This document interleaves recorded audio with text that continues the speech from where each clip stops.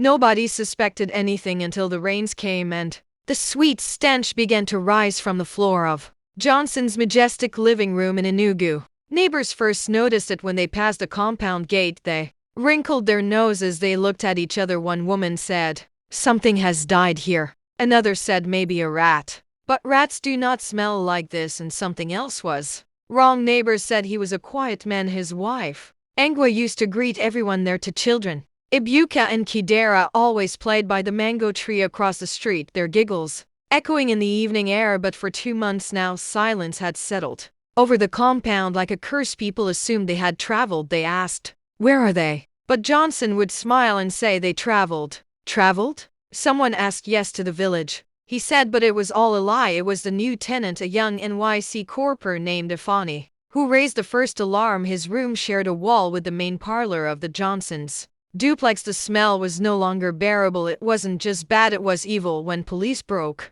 down the parlor tiles on the chief's orders, he claimed it was just a sewage issue. They found something that shook the soul of the whole community. 3 bodies. Angie, Hibuka, Kidera, wrapped in white cloth, cradled in each other's arms, and underneath them freshly smeared cement, evidence of panic, of regret, of something darker. Johnson didn't weep. He simply sat on the veer, eyes distant, muttering Bible verses. The news spread fast. Some said he was possessed, others whispered of a political ritual gone wrong. But the truth, as the detectives would later find out, was far more terrifying. Nose had been threatening to expose him. She had discovered something nobody must know about any man of God and refused to keep quiet. Johnson hadn't always been too rich. He used to be a pastor, not the type with flashy cars and a booming congregation, but a humble, gentle man of prayer. He started preaching at the age of 17. Back then they called him Brother Johnson. His voice was soft, his heart clean, and his passion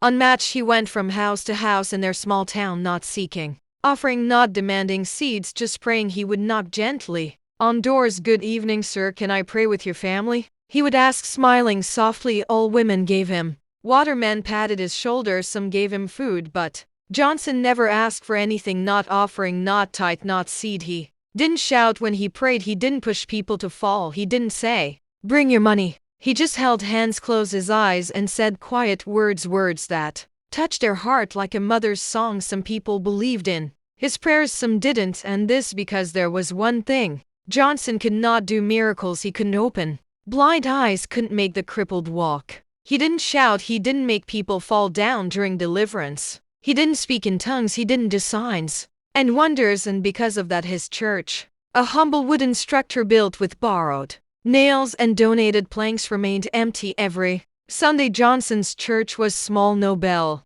no paint, no roof that could hold back heavy rain. Just planks nailed together by kind neighbors. The signboard outside said, "House of Mercy." But mercy was the only thing that stayed. Every Sunday he swept the floor, he cleaned the chairs, he arranged a few Bibles on the dusty bench. Then he wore his clean white shirt and waited, but nobody came. Not one soul. He stood by the door smiling at passers-by. Happy Sunday, he would say. They smiled back, "Thank you, Pastor." Then they entered their cars and drove away to big churches with big sounds and big crowds, churches where ushers wore matching clothes and pastors used microphones with golden heads, churches with cold air dancers on stage, powerful men from all over the world shouting amen, and people falling and rolling on the ground during deliverance. But Johnson's church, just silence, just breeze moving between empty chairs. He would walk to the front slowly. He would open his Bible gently, and then he would begin. He would sing alone, clap alone, pray alone.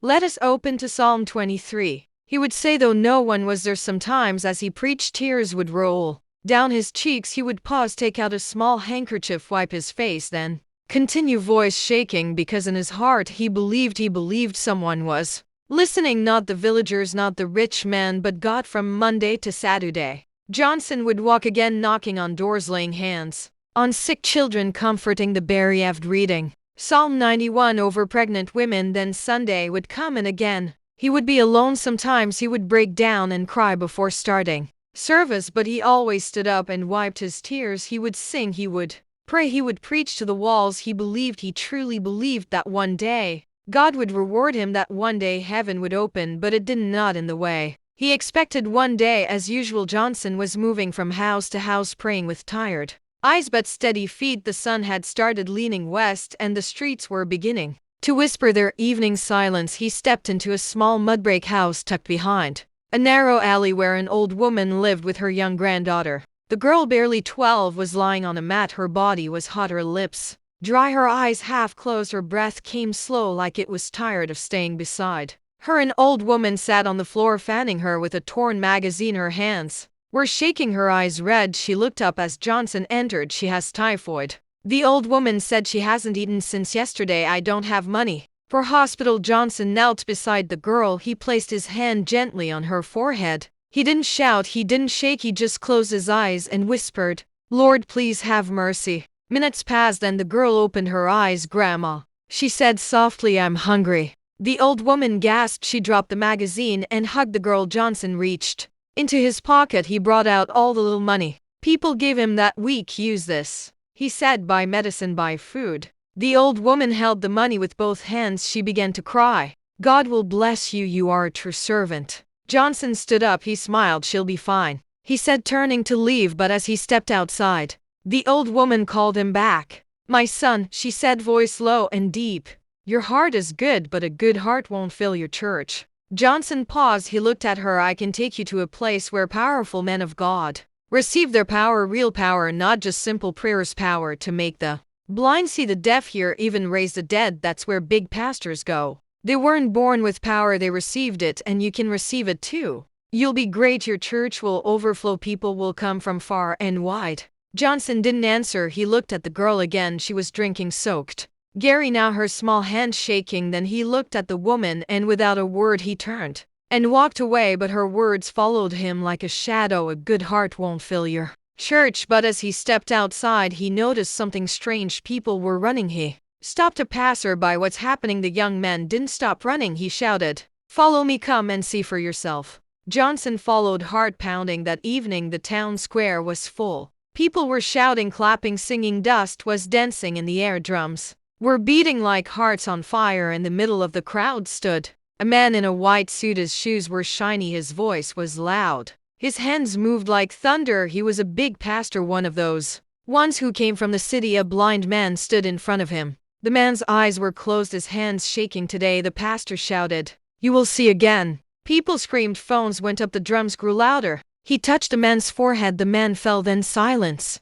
A few seconds passed. Then the man opened his eyes. "I can see," he shouted. He stood up. "I can see." The crowd went wild. Women threw wrappers in the air. Men dropped money at the pastor's feet. Some people rolled on the ground. Others promised to join his church that day. "He's a real man of God." One woman cried, "He has the anointing." Another one said, and in the middle of it all, standing at the edge of the crowd, was Johnson. No one saw him, but he saw everything. He saw the joy, he saw the power, he saw the money. And something inside him cracked. He touched the Bible in his hand. It felt cold. He looked at the sky. It looked quiet then, with dust on his feet and fire in his chest. Johnson turned. He walked fast back through the bush path, back past the broken wall, back to the mud house. He knocked once. The door opened slowly. The old woman looked at him, her eyes still the same. He didn't wait for her to speak. "Mama," he said, voice low, "I'm ready." That night the air was cold. The stars hid behind clouds. Even the moon refused to come out. The old woman tied her wrapper tight. She held a small lamp.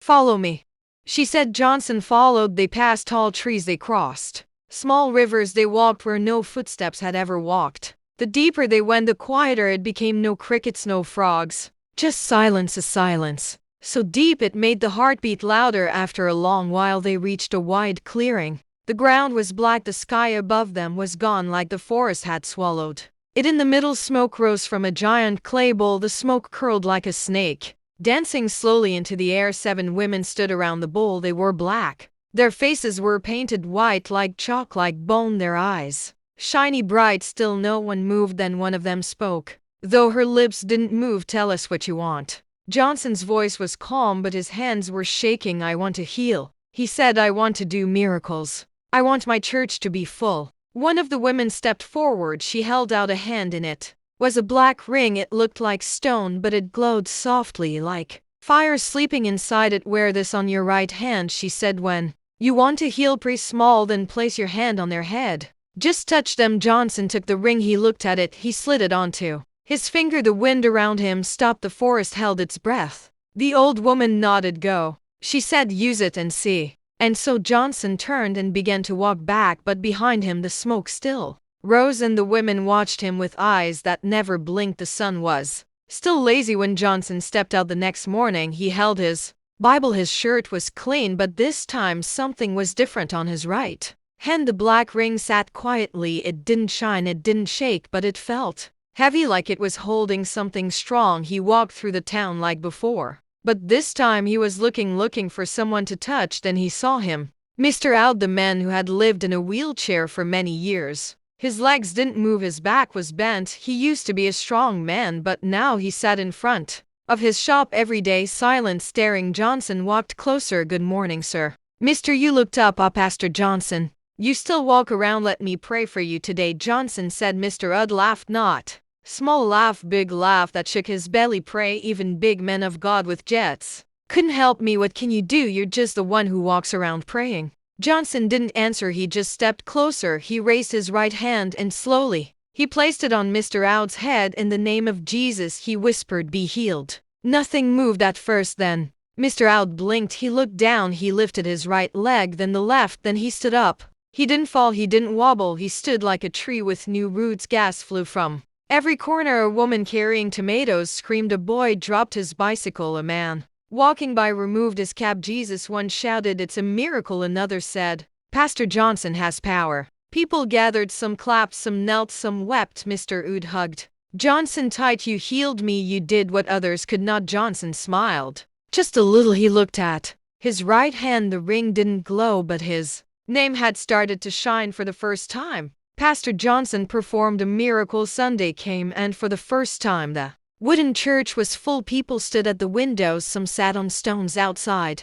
They didn't come to look, they came to believe. Johnson wore his wide shirt, his Bible was under his arm, the ring was on his hand. He walked to his small wooden church. As always, people followed him. Some came with walking sticks, some came with crutches, some came with blind eyes and broken hearts, some just came to look. By the time Johnson opened the wooden door, the benches were full. Mothers held babies, fathers stood near the windows, children sat on the floor. Even outside, people waited. The church that used to echo with emptiness now shook with footsteps. He didn't shout, he didn't dance, he just prayed. And then he called out a madman from the crowd, the madman who had roamed the town for 10 years. Everyone knew him. He used to walk around with no shirt, talking to trees, laughing at walls. Johnson touched his head. He prayed. The man screamed. He fell. He rolled, then he sat up, his eyes clear, his voice calm. He looked around and said, where am I? The crowd roared, Pastor Johnson has the fire. He's a real man of God. They dropped money at his feet. They brought envelopes. They gave land. They gave cows. They gave cars. Soon his name spread like wind in dry leaves. By the next Sunday, people stood outside the church because there was no more space inside. Even other pastors came to see for themselves. He continued healing the sick, making the blind see, the mute talk, the crippled walk. He helped people escape accidents and poverty. He started selling miracle oil. He blessed handkerchiefs. He gave out water in small bottles and told people to drink before sleeping. People came from other towns, from far places. Buses parked outside. They called him Daddy. They called him Fire Prophet. And when the church could no longer hold the people, he started planning to break it down and build an even bigger one with the piece of land already gifted to him by one of his church members. And that was when the old woman returned with a request. The night was quiet to quiet. Even the dogs didn't bark. Johnson was in his room reading the Bible. His hand touched a ring gently, like it was part of his skin now. Then he heard a knock, slow, soft, where 3 times. He opened the door. The old woman stood there. Same wrapper, same calm eyes. She didn't smile, she didn't enter, she just said, it is time. Johnson looked at her. His heart was not beating fast, it was steady, like he already knew she would come. You have used the power well, but now you must give something back to make the new church flourish forever. She said, you must bury the blood of 7 cows under it. Is that all? Johnson asked. That is all, she replied. The next day he bought the cows, big ones, black and brown. That night under the dark sky, Johnson carried a knife. One by one he brought them out. One by one he cut their necks. The ground drank the blood. He collected it in a calabash, red, thick, warm. He dug a deep hole where the altar would stand. He buried the cows, their eyes still open, their mouths still full of breath. He poured the blood into another hole, sealed it with sand, then with cement. He wiped his hands. His white shirt had turned red. He carried the calabash to the for as the old woman waited, he gave it to her. She nodded no words. She turned and walked back into the darkness. Within weeks the new church was finished. It had big speakers, bright lights, a shining altar, soft red carpet, and on the day of the opening thousands came, men in suits, women in lace, sick people, rich people, poor people. The church overflowed.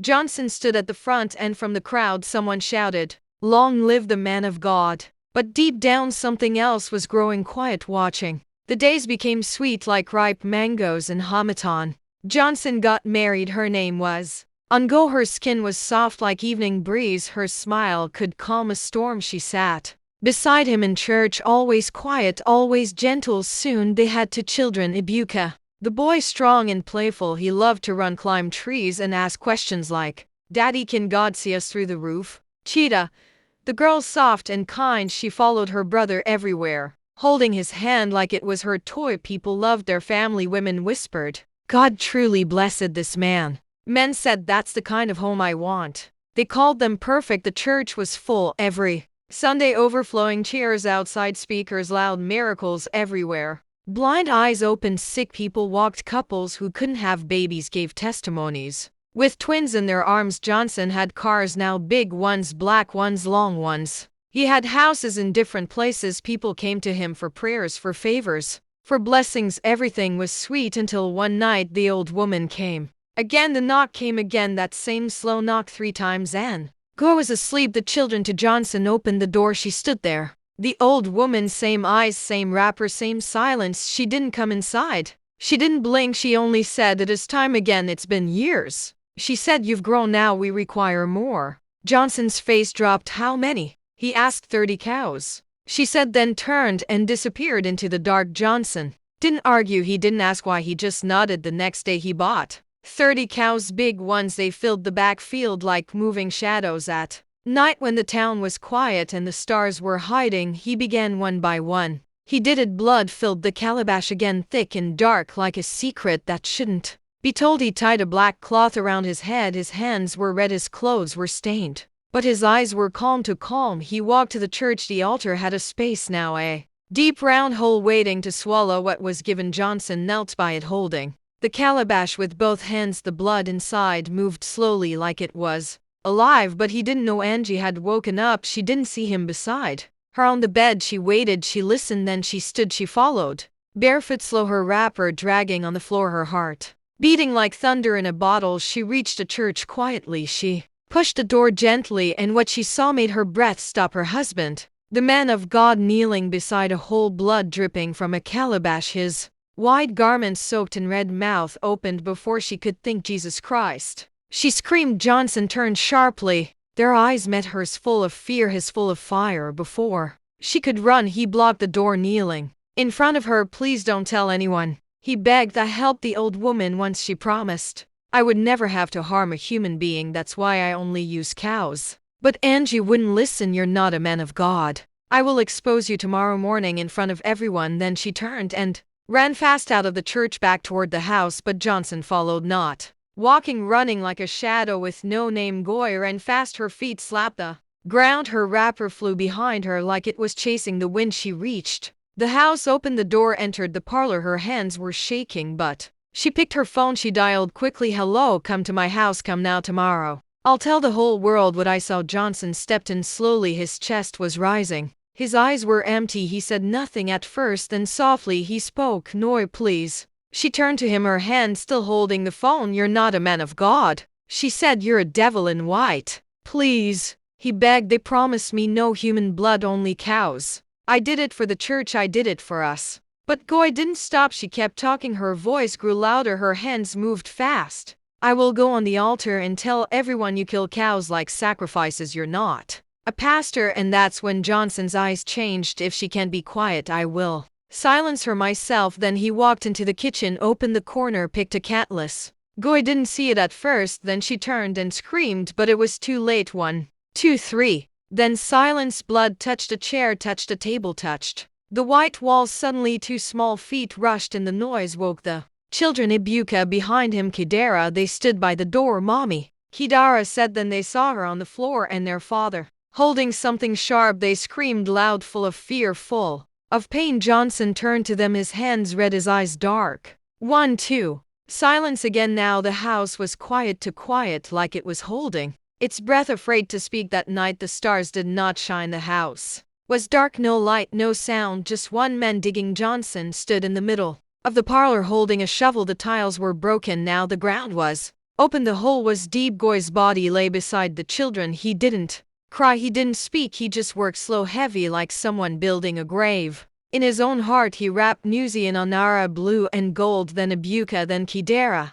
He placed them gently one after the other like they were going to sleep. He covered them with sand, then cement. He smoothed it with his hands, wiped the floor, washed his tools, changed his clothes, and just like that it was gone. In the days that followed, he told the church and the town they had traveled. He told the church, "My wife and children traveled." People nodded. Family trip, they said. No one asked questions. Because Pastor Johnson was not just a pastor, he was a man of God. Weeks passed, the church grew louder, the people clapped harder, but the floor in his parlor, it waited. Nobody noticed a thing until the NYC Korporani, who rented a room near the parlor, complained of the smell. The police came, they broke the floor and found them Ibuka, Kidera, wrapped in white, cradled in each other's arms. Pastor Johnson didn't cry, he just sat on the veer muttering Bible verses. He confessed. The town mourned, the nation wept. He was arrested and charged to court. The courtroom was full, people sat without moving, no one smiled. The air was heavy, like it didn't want to breathe. Johnson sat in the middle, his hands were tied, his white robe was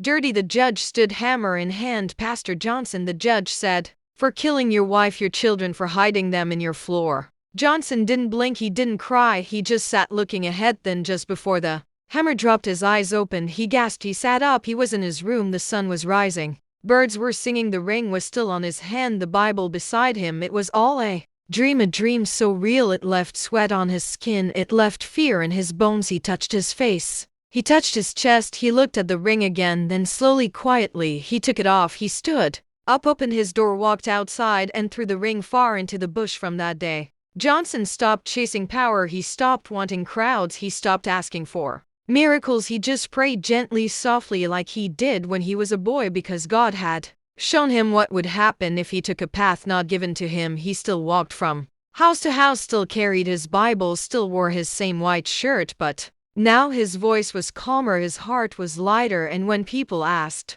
"Pastor, don't you want a big church again?" he smiled and said no, because he had seen what power without peace can do. And so Pastor Johnson lived quietly. He died with nothing, no cars, no titles, but his grave was clean and his heart clean too. I hope you enjoyed the story. If so, please like the video, comment what you learned from the tale, share with friends and family, and don't forget to subscribe to the channel for more African tales just like this one. Thank you.